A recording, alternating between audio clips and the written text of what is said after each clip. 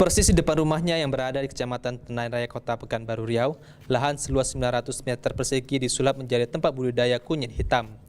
Ya, kunyit hitam tumbuh yang memiliki nama latin Curcuma caesae dipilih untuk dibudidayakan karena diyakini memiliki sejumlah manfaat untuk pengobatan penyakit dalam seperti penyakit kanker, AIDS, diabetes, dan beberapa penyakit lainnya.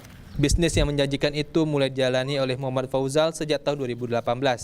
Awalnya ia mendapatkan benih kunyit hitam diimpor dari negara Thailand, kemudian dibudidayakan di pekarangan seluas 900 meter persegi.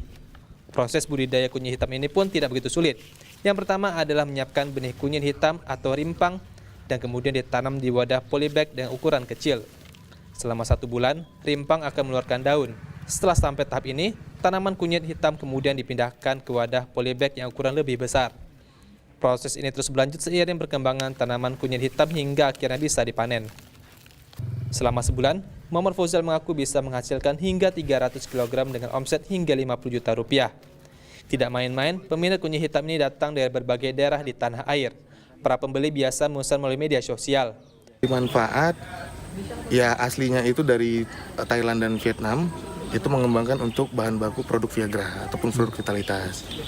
Cuman dari produk turunan lainnya seperti Malaysia, mohon maaf saya sampaikan itu jenisnya seperti Black Gimardi, DR Voltan, itu sudah mengembangkan untuk beberapa penyakit dalam yang telah diriset lah oleh BPTO dan pihak riset dari Malaysia. Itu untuk penyakit-penyakit dalam, kurang lebih sekitar 28 jenis penyakit dalam. Bisnis budidaya kunyit hitam tidak hanya mampu memenuhi kebutuhan pada dirinya, melainkan bisa memberikan perubahan terhadap ekonomi tetangganya. Mengingat, dalam proses budidaya kunyit hitam, Muhammad Fauzal melibatkan warga sekitar yang belum bekerja. Sawino Ardi, Kompas TV, Pekanbaru Riau.